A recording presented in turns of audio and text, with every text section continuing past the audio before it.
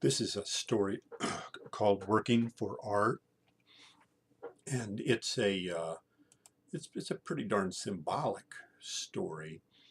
I'm a writer, and writing, of course, is an art form. So when I think about working for art, I think about all the decades of writing I've done and trying to be really good at it and trying to get it published and trying to get people to read it. Working for art. But this story I want to tell, art is, it's not something abstract like that. Art is a real guy named Art. And he was a guy I worked for when I was a young man. He was in charge of maintenance at a mall, a big shopping mall. And you might think that Art is, I don't know, a beautiful girl that you want to please. Oh my God, if only Art would fall in love with me, I would be happy. Well, the Art that hired me was ugly guy. I think, don't mean to be mean, but I think he was a little on the ugly side of the curve. He was overweight, bald. He had warts. He had three warts, very symmetrically arranged on his bald head. He had one here and one here and one right in the middle. And let me tell you, he was hard to please.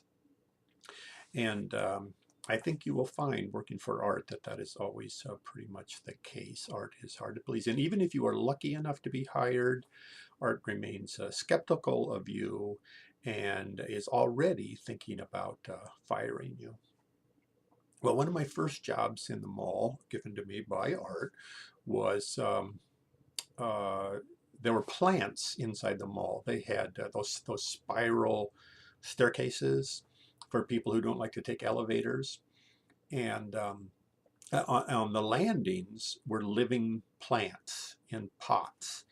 And of course, the managers of the mall did not like that. Those living plants were a big pain in the butt as far as they were concerned. You could get insects, you had to water them.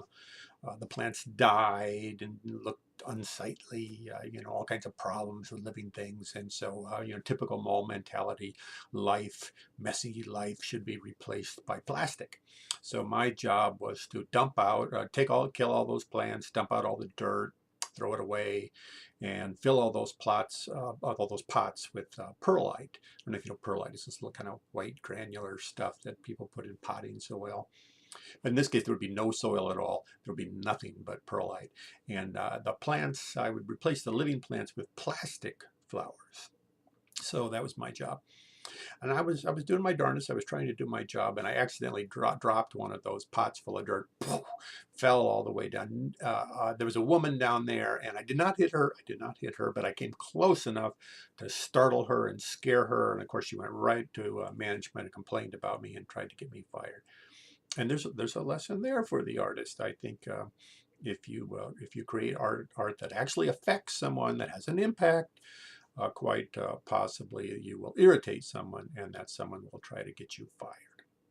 Well, after that incident, art felt that I needed to be punished, and so I should be given an unpleasant job. And that job was painting lines on the parking lot. And I think that's symbolic too. I think if you work for art, you really want to make your mark. You want to leave an indelible mark on the world, and it's part of your ambition. But my job was to paint lines on a parking lot, and these were not original lines. They had already painted lines on these parking lots, but several years had gone by and those lines had faded. So my job involved no originality at all. My job was to just repaint those lines on the parking lot. And to do this job, I had a paint compressor.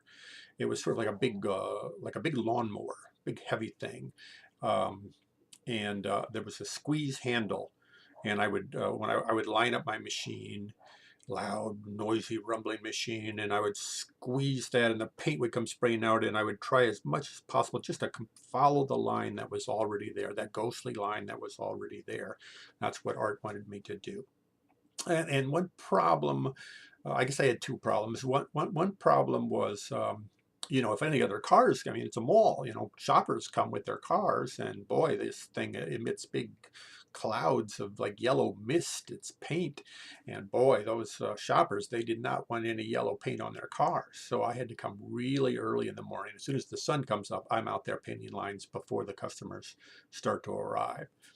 And the second problem was that that compressor was old, and it had gotten kind of bent over the years, so it would not really roll in a perfectly straight line. It had a tendency to just curve a little bit to the left. Now that was okay normally, but the lines, they were short enough that you could paint in a straight line to the end of the line. But if you had to go any distance with that compressor, you would have to, in order to keep going where you wanted to go, you would have to stop and cock it back on its back wheels and straighten it out and then push it forward until it started curving again. And then you'd have to, rock it back on its back wheels and, straighten it out and do it again, So you had this kind of funny motion if you had to go a long ways. So one day I had pretty well painted all of the lines that were close to the mall, and cars were starting to arrive, and I wanted to see if I could get a little more done. And there was one more parking lot that was pretty far out, pretty remote from the buildings that were the mall. So I thought maybe I could go over to that, it'd be my own little patch, pretty well untouched, and all by myself I could finish those lines.